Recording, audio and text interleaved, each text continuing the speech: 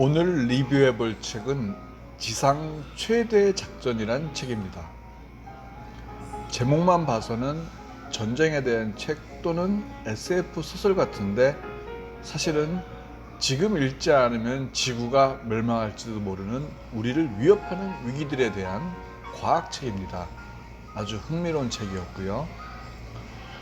어릴 적 또래 꼬마들의 상상력을 자극하는데 가장 으뜸 테마는 공룡 멸종에 대한 이야기였습니다. 왜 융성하던 동물들이 한순간에 지구상에서 자취를 감추었을까? 우리 똑똑한 구글에게 물어보면 이렇게 대답합니다. 이 시기는 중생대 백악기와 신생대 팔레오기의 경계로 공룡뿐 아니라 육상생물 중에 75%가 이때 사라졌다. 과학자들은 이 시기 일어난 소행성 충돌과 대형 화산 폭발로 급격한 환경 변화가 일어났고 대멸종으로 이어졌다고 추측해왔다. 대멸종의 원인으로는 소행성 충돌이 지목된다. 상상을 해봅니다. 먼 훗날 지구에서 인간이 자취를 감춘 이유는 무엇일까? 끔찍한 일이지만 당장의 위협은 아니니 우리에겐 일단은 흥미로운 이야기일 수 있습니다. 근데 잠깐 생각해보면은 어쩌면 우리를 위협하는 여러 가지 요인들은 100년 안에 큰 일을 낼지도 모른다는 생각이 듭니다.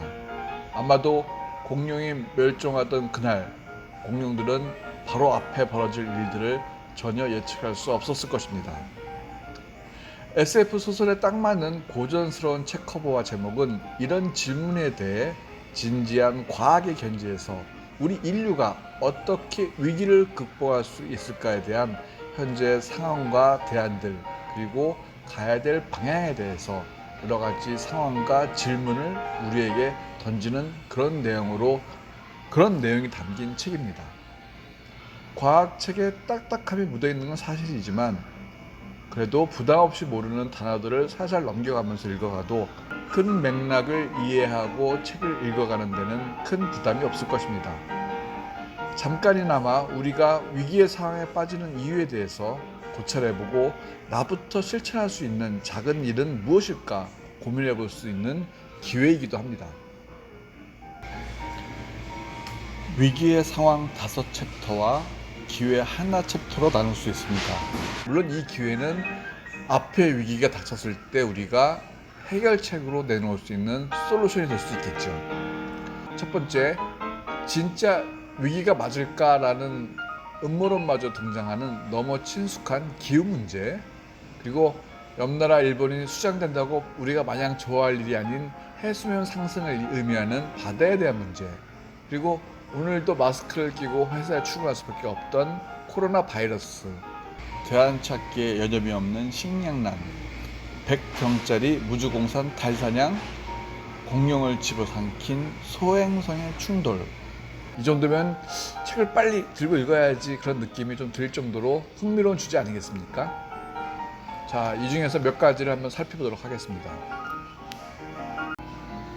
기후변화는 사실 우리가 일상생활에서 자주 마주치는 불편함의 원인이기도 합니다. 10년 만에 폭설, 100년 만에 폭염, 알 수 없는 우박 사태, 특히 사계절이 뚜렷한 우리나라는 일상적인 날씨의 모습이며 우리가 잘 알고 있듯 지구 온난화라는 원인을 지목합니다. 지구의 변화는 우리 눈에는 보이지 않을 만큼 미세하고 오랜 시간이 흘러가는 듯한 착각을 주지만 바다 수온이 0.1도만 높아져도 거대한 재앙으로 인간을 엄습하게 됩니다. 우리가 온난화와 관련되어 가장 친숙한 단어는 탄소입니다. 마트에 가도 탄소 발자국이라는 포스터가 보이고 조금이라도 덜 쓰려면 무엇을 실천할지 홍보가 잘 되는 편입니다. 물론 우리의 실행 의지는 얕지만 말입니다.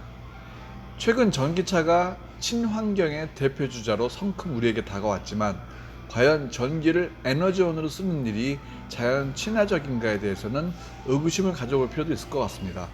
전기를 만드는 것 자체도 상당히 많은 자연을 소모시키는 부분이 있고 그것이 다른 화학 연료를 태우는 것과 비교했을 때 얼마만큼 효율이 있는지 과연 제대로 점검해 보았을지 모르겠습니다.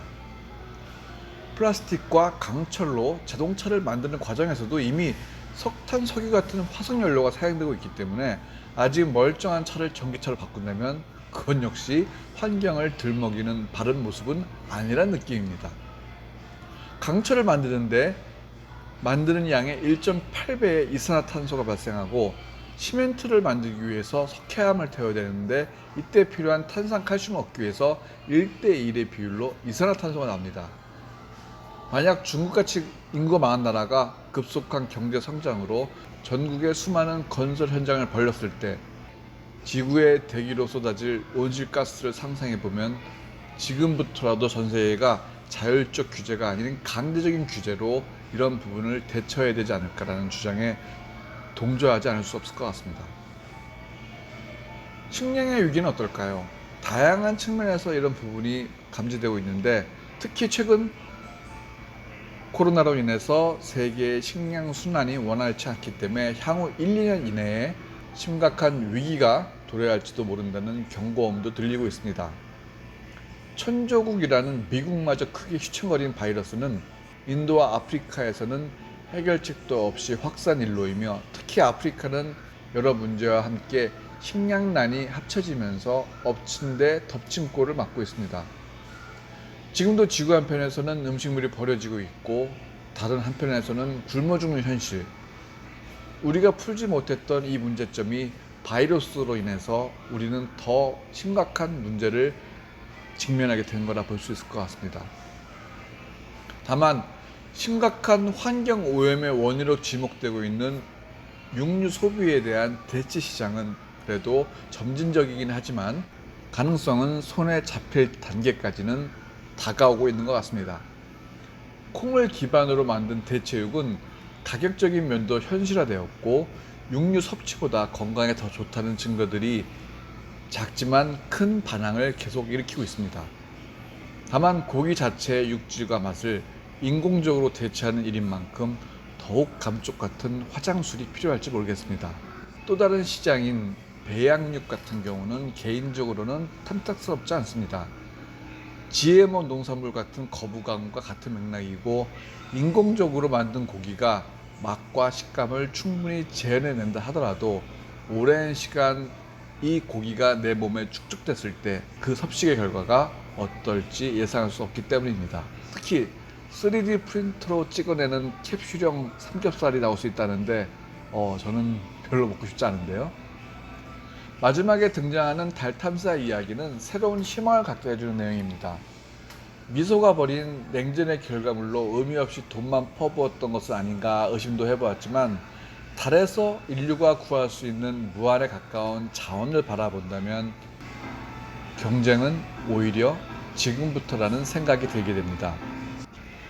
우리나라도 내년에는 달에 발사체를 보낼 예정이라는 이야기가 등장해서 기사를 뒤져보니까 5월 27일자 2021년 5월 27일자 등장하는 기사에는 책에도 언급되는 유인달 탐사 계획인 아르테미스의 10번째 공식 참여국으로 우리 대한민국이 선정되었다는 이야기가 나오고 내년 2022년과 2030년을 목표로 추진 중인 시험용 달 궤도선, 달 착륙선 개발은 더욱더 이로 인해 탄력을 받을 수 있을 전망이라는 기사가 나옵니다. 상당히 두근거리게 만드는 좋은 기사인 것 같습니다.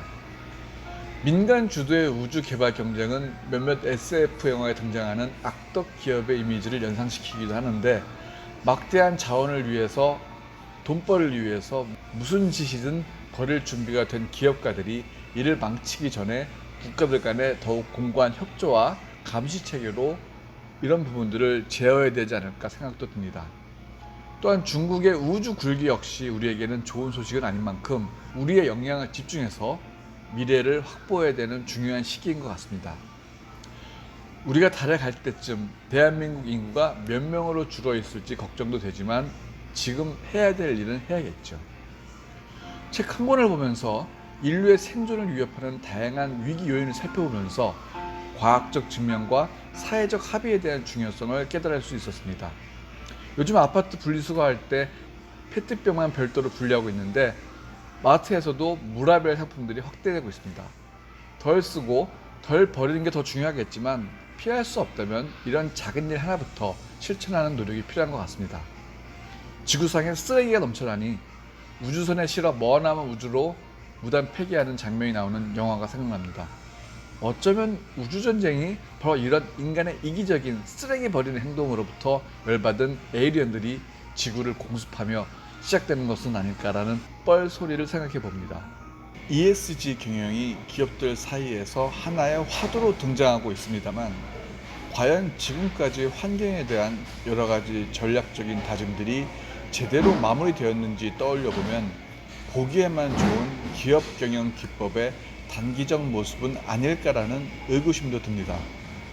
미국 수공예품 스타트업 애쉬가 10대 타겟의 영국 중고거래 플랫폼인 디팝을 1조 8천억 원에 인수하여 화제를 모았는데, 중고거래가 단순하게 상품을 저렴하게 구매하는 의미를 넘어서 오래된 물건이 새로운 창작의 재료가 되고 빈티지하며 독창적인 상품을 모으는 10대들에게는 자신도 모르게 자연의 재활용이라는 거대 담론에 참여하게 되는 긍정적인 효과가 비즈니스로 발현된 사례가 아닐까 합니다.